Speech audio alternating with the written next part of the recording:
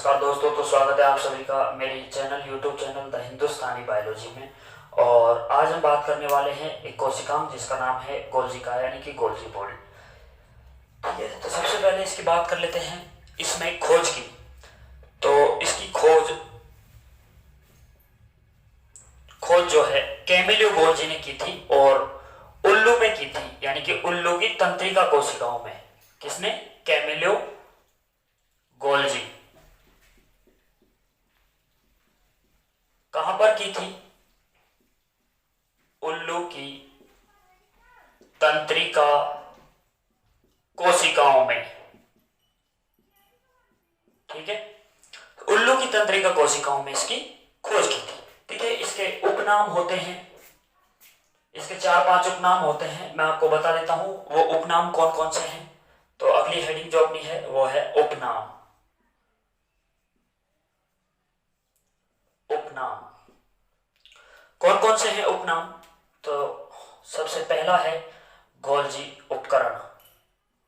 Golgi उपकरण,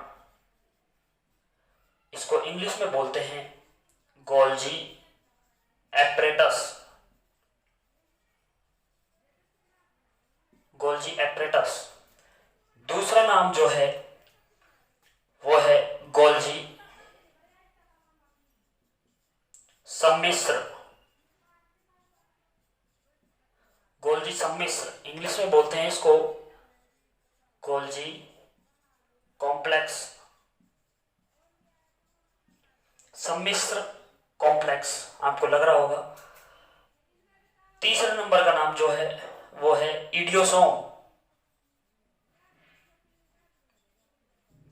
इडियोसोम। चौथे number का नाम जो है वो है लिपोकॉन्ड्रियन।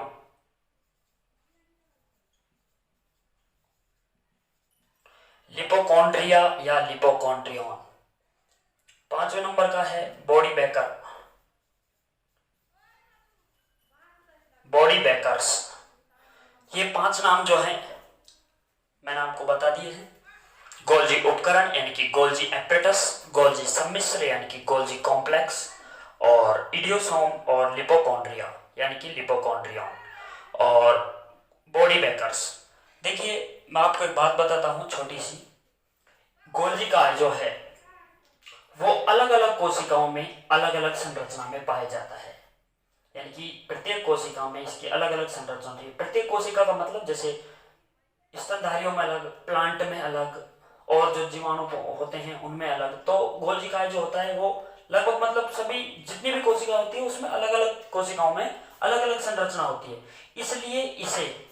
इसलिए गोल्जी काय को यानी कि गोल्जी बॉडी को क्या कहा जाता है? गोल्जी बॉडी को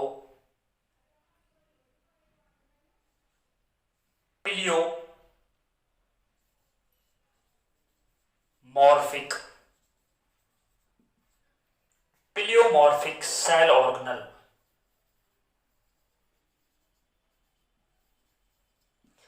पिलियोमॉर्फिक सेल ऑर्गेनल कहा जाता है क्योंकि ये अलग अलग कोशिकाओं में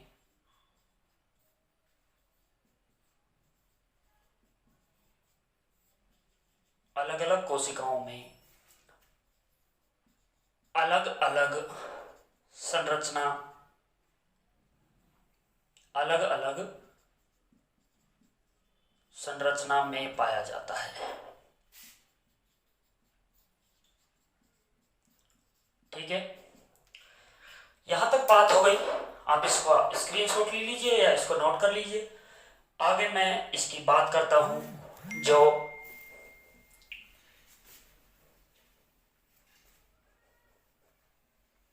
ठीक है, तो आगे इसकी बात करते हैं ये कहां पर उपस्थित होता है और कहां पर ये अनुपस्थित होता है। तो देखिए कहां पर ये उपस्थित होता है। उपस्थित, जो गोल्जी कॉम्प्लेक्स है यानी कि गोल्जी बॉडी है वो कहां पर उपस्थित होता है? तो ये प्रोकैरियोटिक कोशिकाएं जो होती हैं, प्रोकैरियोटिक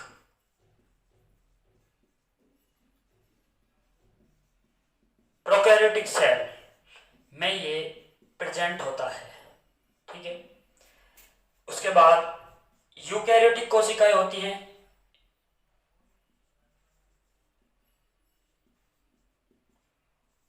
यूकैरियोटिक सेल में ये सॉरी प्रोकैरियोटिक कोशिकाओं में ये एब्सेंट होता है और यूकैरियोटिक कोशिकाओं में ये प्रेजेंट होता है।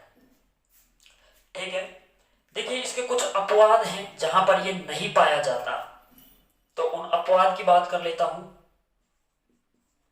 अपवाद वो कौन कौन से अपवाद हैं जहां पर ये नहीं पाया जाता? तो सबसे पहला जो अपवाद है उसका नाम है मानव की आरबीसी। जो मानव की आरबीसी होती है उसमें यह एब्सेंट होता है गोल्जी बॉडी। दूसरा जो है वह है चालनी नलिका। चालनी नलिकाएं, देखिए चालनी नलिकाओं में भी ये एब्सेंट होता है। चालनी नलिकाएं कहाँ होती हैं, क्या होती हैं, मैं आपको बता देता हूं। चालनी नलिकाएं आप पढ़ोगे प्लांट में, जाइलम और फ्लोएम, तो वहां पर चालनी नलिकाएं, चालनी कोशिकाएं ये आती हैं, तो वहां पर ये एब्सेंट होता है गोल्जी बॉडी। और थर्ड नंबर का जो है इसका वो है ब्रायोफाइट।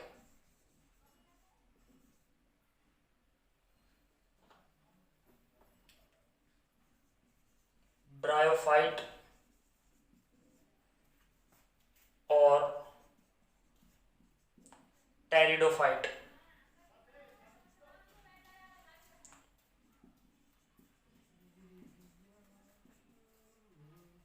ब्रायोफाइट और टेरिडोफाइट के युग्मकों में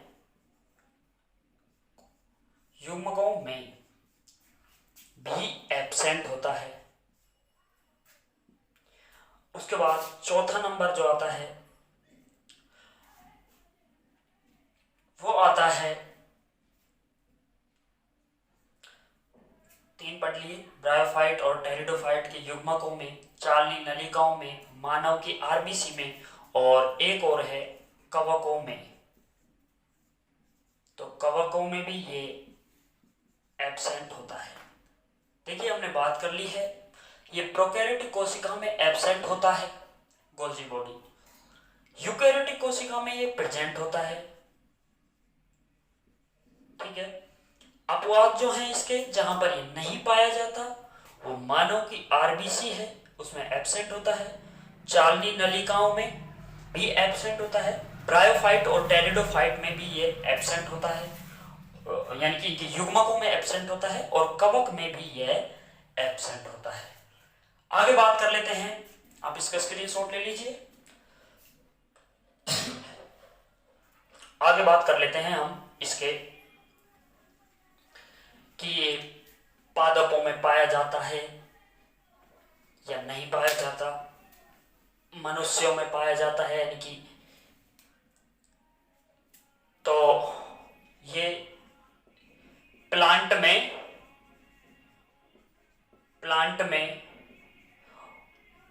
उपस्थित होता है।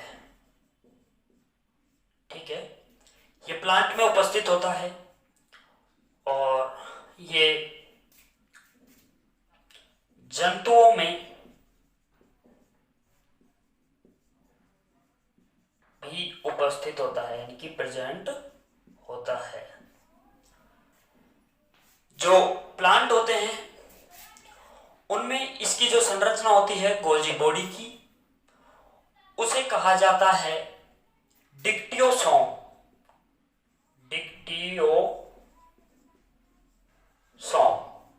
यानी कि जो प्लांट होते हैं उनमें जो गोल्जी बॉडी होती है उसे क्या कहा जाता है, गोल्जी बॉडी यानी कि जीबी को क्या कहा जाता है, डिक्टियोसोम। और जंतुओं में भी ये उपस्थित होता है। जंतुओं में तो Golgi body, Golgi apparatus, Golgi उपकरण जो मैंने आपको नाम बताए थे वो सारे सभी कहा जाते हैं। ठीक है, इसके आगे हम बात कर लेते हैं इसकी संरचना की। संरचना यानी कि स्ट्रक्चर, स्ट्रक्चर, ठीक है।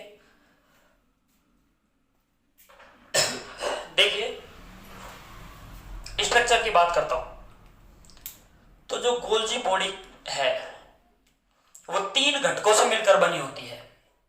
एक घटक जिसका नाम है सिस्टर्नी, ये मुख्य घटक होता है इसका, सिस्टर्नी। देखिए आपको बेलनाकार दिख रहा होगा, ये एक अवतल की तरह होता है, अवतल। जैसे देखिए ये यहां से थोड़ा मुड़ा हुआ ऐसे, एक आप कोई भी ऐसे हाथ लीजिए तो ये नीचे जो धसा हुआ है इसे अवतल बोलते हैं, और अवतल की तरह ही होता है। दोनों भाग इसके फूले हुए रहते हैं और ये भिन्न भिन्न होते हैं, जुड़े हुए नहीं होते एक दूसरे से, अलग अलग होते हैं, इनकी गैप होता है इनमें। उसके बाद में ये जो पुट्टिकाएं होती हैं, वेसिकल्स, पुट्टिकाएं, उसके बाद में नलिकाएं होती हैं, इनको बोलते हैं ट्यूब्यूल्स, ठीक है, ट्यूब्यूल्स होती हैं। देखिए मैं आपको बता देता हूं, जो ये होती हैं अवतल सतह जो होती है इसकी, अवतल यानी कि ऊपर जो धसी हुई नहीं रहती, धसी हुई रहती है जो, वो कोशिका झिल्ली की ओर होती है। कोशिका झिल्ली यानी कि जहां कोशिका होती है उसकी झिल्ली, और जो ये नीचे वाली फेस होती है पुट्टिकाओं वाली, ये सिस या फॉर्मिंग फेस यानी कि उत्तल सतह कहलाती है, और ये केंद्रक की तरफ होती है। केंद्रक मान लो, देखिए जैसे ये यहां पर कोई केंद्रक है, केंद्रक, इस केंद्रक से कोई क्या बना, इस केंद्रक से कोई पदार्थ बना, और ये पदार्थ यहां से नलिकाओं से पुट्टिकाओं से होकर सिस्टर्नी में जाता है, इन सिस्टर्नियों में जाता है, और यहां से पैकिंग का काम होता है। ये पैक कर देती है उस पदार्थ को, और उस पदार्थ को पैक करने के बाद में कोशिका झिल्ली से बाहर निकाल दिया जाता है, यानी कि कोशिका में बाहर निकाल दिया जाता है, ठीक है। जैसे प्रोटीन हो गई, राइबोसोम हो गई, ये वगैरह, ये जो होते हैं ये बाहर निकल जाते हैं, प्रोटीन वगैरह, ठीक है। तो ये इसकी संरचना है, और ये सबसे मेन बात जो है, इसकी संरचना एक थैलेनुमा होती है, थैलेनुमा यानी कि सैक लाइक स्ट्रक्चर,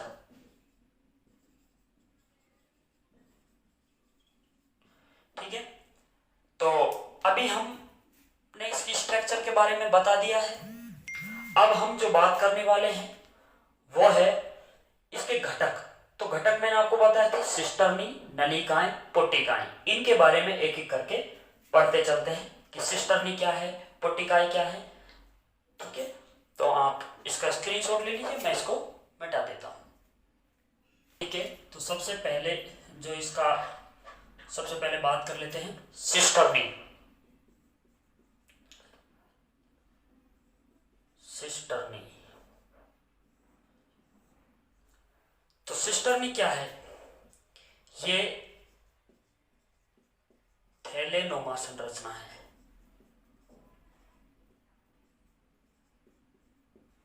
थैलेनोमा संरचना है, इंग्लिश में बोलते हैं सैक लाइक स्ट्रक्चर, ठीक है। ये जो इसकी बात कर रहा हूं मैं, सिस्टर्नी की, ये तीनों जो सिस्टर्नियां हैं इनकी बात कर रहा हूं। सैक लाइक स्ट्रक्चर है थैलेनोमा, उसके बाद में ये डबल झिल्ली युक्त होती है,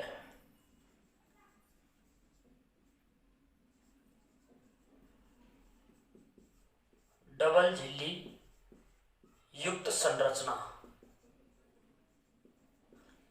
डबल झिल्ली युक्त संरचना होती है, और जो ये संरचनाएं होती हैं एक के ऊपर एक व्यवस्थित होती है, एक के ऊपर एक व्यवस्थित होती है।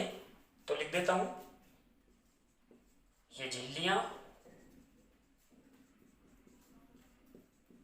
एक के ऊपर एक, यानी कि एक दूसरे के ऊपर विन्यासित रहती हैं,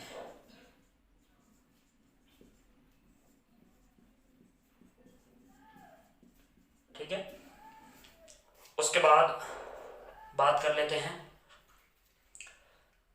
सिस्टर्नी की। हमने एक झिल्ली के ऊपर एक विन्यासित रहती है, डबल झिल्ली युक्त होती है, थैलेनोमा संरचना होती है, जो एक गोल्जी बॉडी होती है, यानी कि एक गोल्जी बॉडी में 3 से 7 सिस्टर्नी होती हैं। तो एक गोल्जी बॉडी में 3 से 7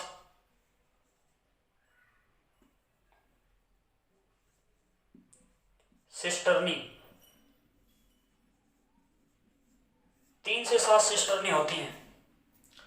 ठीक है, एक गोल्जी बॉडी में 3 से 7 सिस्टर्नी होती है। और सबसे मेन बात यह है, एसाकित होती है। एसाकित, एसाकित का मतलब अनब्रांच्ड।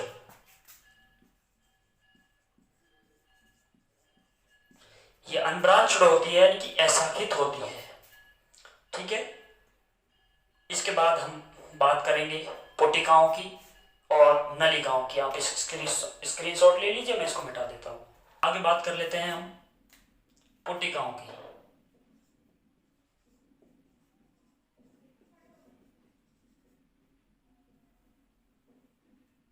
पुटिकाएं यानी कि वेसिकल्स।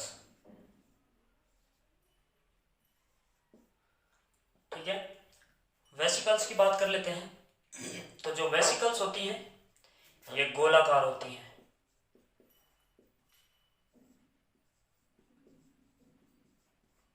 देखिए, आपको दिख रहा होगा वेसिकल्स, पुटिकाएं गोल गोल, तो ये गोलाकार होती हैं। ठीक है, इनमें पदार्थ भरा रहता है।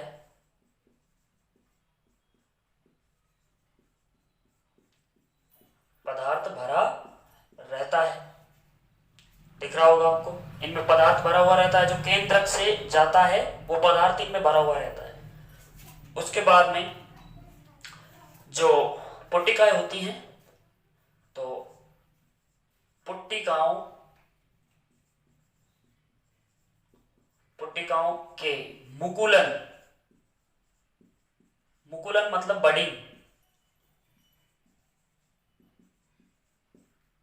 बडिंग से यानी कि मुकुलन से नलिकाओं का निर्माण होता है।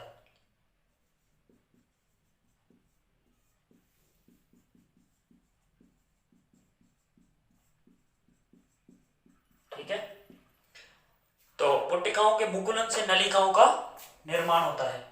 आगे बात कर लेते हैं नलिकाओं की।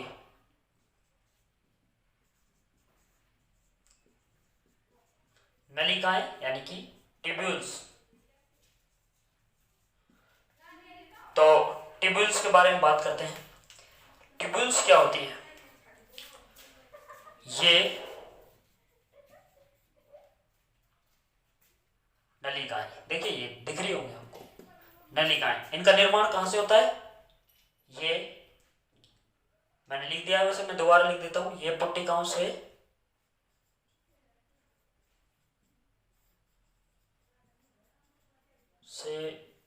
बनती हैं। उसके बाद में इनका संबंध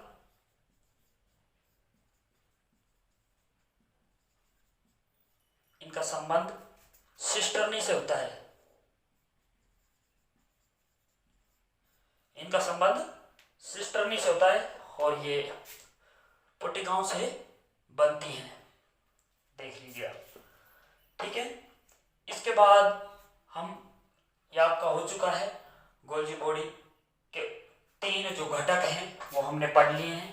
पहला घटक सिस्टर्नी था, दूसरा घटक पुटिकाएं, तीसरा घटक नलिकाएं।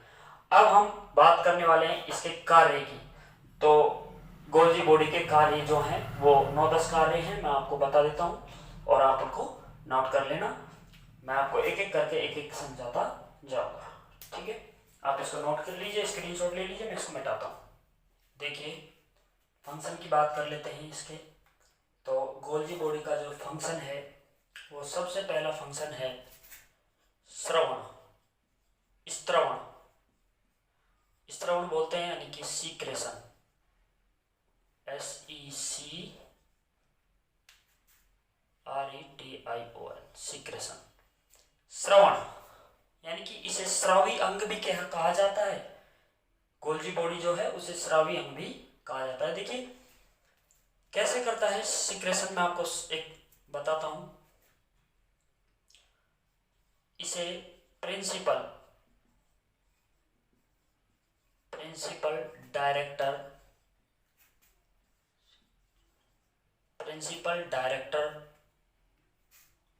ऑफ मैक्रो मॉलिक्यूलर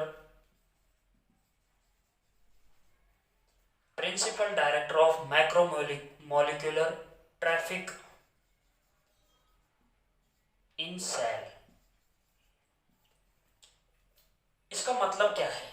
इसका मतलब है कि ये वृहद अणु यानी कि बड़े अणु,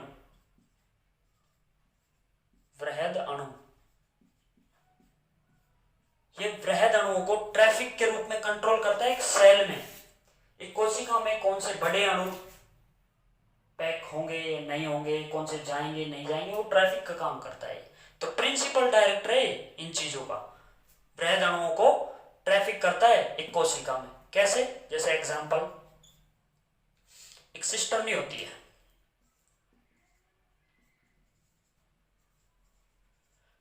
सिस्टर्नी में क्या होता है? सिस्टर्नी में ग्लाइकोसाइलेशन होता है।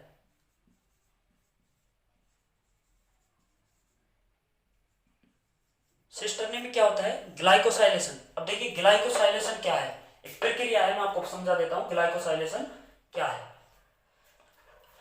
देखिए ग्लूकोज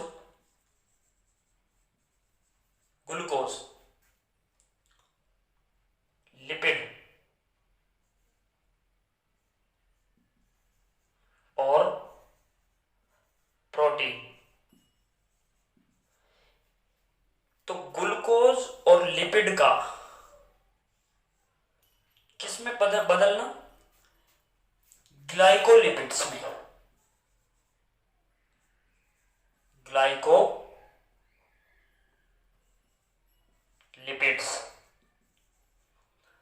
किसमें बदलना?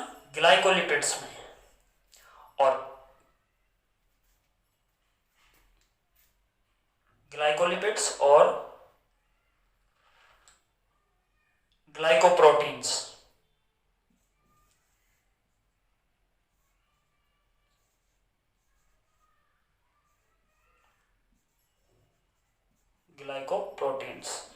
इनमें बदलना ग्लाइकोसाइलेशन कहलाता है। तो इन दोनों का इनका ग्लूकोज का, लिपिड का और प्रोटीन का, यानी कि ग्लाइकोलिपिड्स और ग्लाइकोप्रोटीन्स में बदलना ग्लाइकोसाइलेशन कहलाता है। तो ये जो प्रक्रिया होती है वो फंक्शन किसका होता है? गोल्जी बॉडी का। ठीक है, इसके बाद आगे बात कर लेते हैं दूसरा पॉइंट। तो इसका दूसरा पॉइंट जो है वो है पैकेजिंग का काम करना, यानी कि पैकेजिंग भी करता है। जो गोल्जी उपकरण है वो पैकेजिंग करता है। आप इसका स्क्रीनशॉट लीजिए, मैं इसको मिटाता हूं। दूसरा जो कार्य था हमने बात कर ली थी, दूसरा कार्य इसका पैकेजिंग का था, यानी कि संग्रहण होता है उसका मतलब। पैकेजिंग का मतलब संग्रहण, यानी कि पैकेजिंग और संग्रहण दोनों कार्य करता है। पैकेजिंग मतलब पैक करना, यानी कि संग्रहण करना, पैक करना किसी चीज को अपन और बोलते हैं ना कि मैं भाई मामा के जा रहा हूँ, तो मामा के जा रहा हूँ तो मैंने कपड़े पैक कर लिए मतलब संग्रहण कर लिए मैंने एक जगह, है ना। तो वही चीज है पैकेजिंग करना।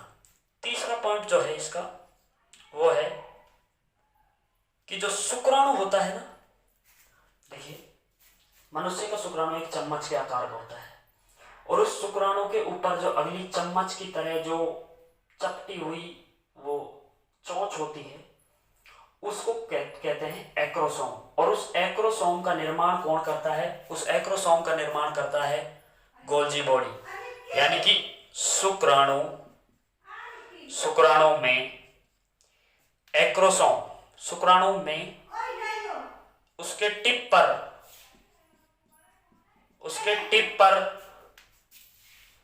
एक्रोसोम का निर्माण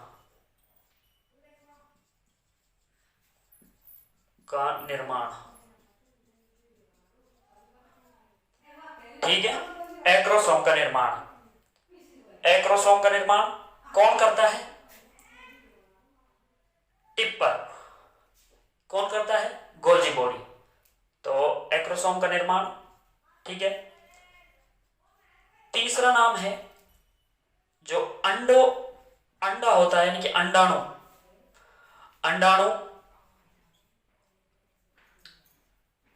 अंडे के पीतक झिल्ली जो होती है, पीतक झिल्ली, उस पीतक झिल्ली का निर्माण,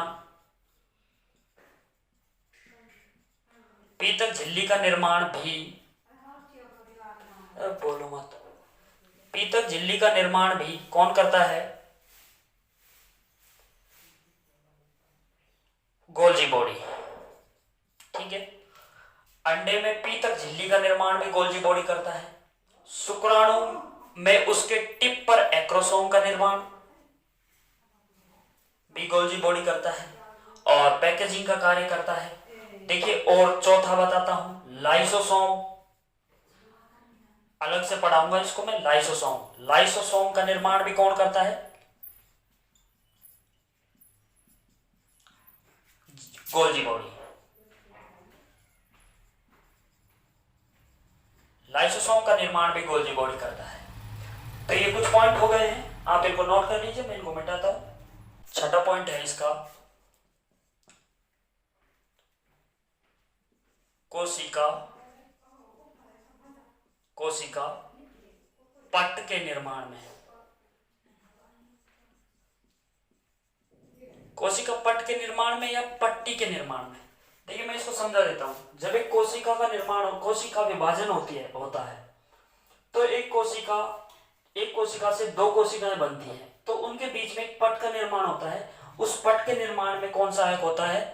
गोल्जी बॉडी। देखिए कैसे होती है कोशिका विभाजन में, मैं समझा देता हूं थोड़ा। ये कोशिका है, मान लो एक, यहां पर इसकी ऐसे खांच बनेगी, फिर ये खांच क्या है, धीरे धीरे बढ़ती हुई कंप्लीट एक अलग कोशिका का निर्माण करेगी। ये दो कोशिकाएं हो गई। तो ऐसे जो ये खांच बनती है ना, ये खांच, इस खांच के निर्माण में कौन सहायक होता है? गोल्जी बॉडी, ठीक है। अगला पॉइंट है हेमिसेल्यूलोज। हेमिसेल्यूलोज के निर्माण में, ठीक है। उसके बाद में अगला पॉइंट है हेमिसेल्यूलोज, आप जानते होंगे, वेक्टर सेल्यूलोज, हेमिसेल्यूलोज, ये कोशिका भित्ति बनी होती है जिसकी, उसके निर्माण में। अगला पॉइंट है पॉलीसेकेराइड।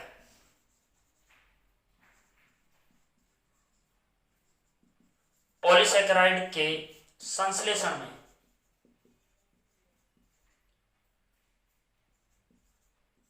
देख लेना, संश्लेषण में गोल्जी बॉडी, यानी कि पॉलीसेकेराइड के संश्लेषण में कौन सहायक होता है? Golgi body. अगला और अंतिम पॉइंट है जो है एक कोशिका भित्ति जो होती है,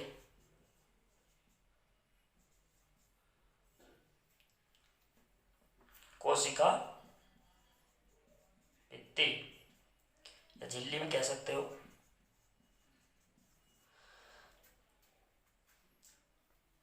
कोशिका भित्ति या झिल्ली, भित्ति लगा लो। कोशिका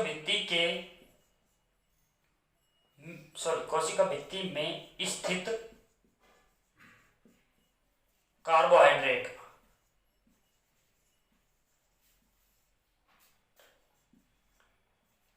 कोशिका भित्ति में स्थित कार्बोहाइड्रेट या झिल्ली में स्थित कार्बोहाइड्रेट के निर्माण में, इसको बोलते हैं सैलिक एसिड।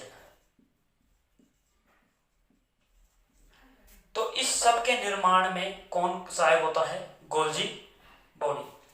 तो ये यहां पर आपका कंप्लीट होता है एक गोल्जी बॉडी की संरचना, गोल्जी बॉडी के कार्य यानी फंक्शन, और गोल्जी बॉडी के घटक जो घटक होते हैं, और एक गोल्जी बॉडी की सामान्य सी जो बताइए मैंने आपको कि ये कहां पर होती है, कौन किसने इसका खोज किया है, सारा कुछ मैंने इसमें बता दिया है। देखिए दोस्तों, पढ़ने लग जाओ, सर्दियाँ आ चुकी हैं, एग्ज़ाम भी आ चुके हैं, आप डेली वीडियो देखिए और आप अपने नोट्स बनाइए प्रॉपर और पढ़िए। मैं आपको धीरे धीरे सारी चीज़ें प्रोवाइड कर दूंगा। अभी हमारी सेल बायोलॉजी चल रही है और सेल बायोलॉजी में हम धीरे धीरे एक एक करके सारे सेल ऑर्गेनल पढ़ रहे हैं और हम गोल्जी बॉडी तक पहुंच चुके हैं। इसके बाद हम राइबोसोम पढ़ेंगे और राइबोसोम का पूरा आपको वर्णन दिया जाएगा एकदम 11th क्लास के लिए भी, और नीट में भी आप इसको यूज़ कर सकते हैं। बिल्कुल नीट के लिए भी यहाँ से सफिशिएंट है, बहुत कुछ पढ़ा दिया है। और आप अगर आपको ये वीडियो अच्छी लगी है तो आप मेरे वीडियो को लाइक करें, शेयर करें, अपने दोस्तों को शेयर करें, ज़्यादा से ज़्यादा सभी बच्चों को लाभ दें। और मेरी वीडियो पर आप कमेंट भी कर सकते हैं कि सर आपकी वीडियो अच्छी है या बुरी है या कोई कमी है, जो भी है आप कर सकते हैं। Thanks for watching my video. आप इसको स्क्रीनशॉट ले लीजिए।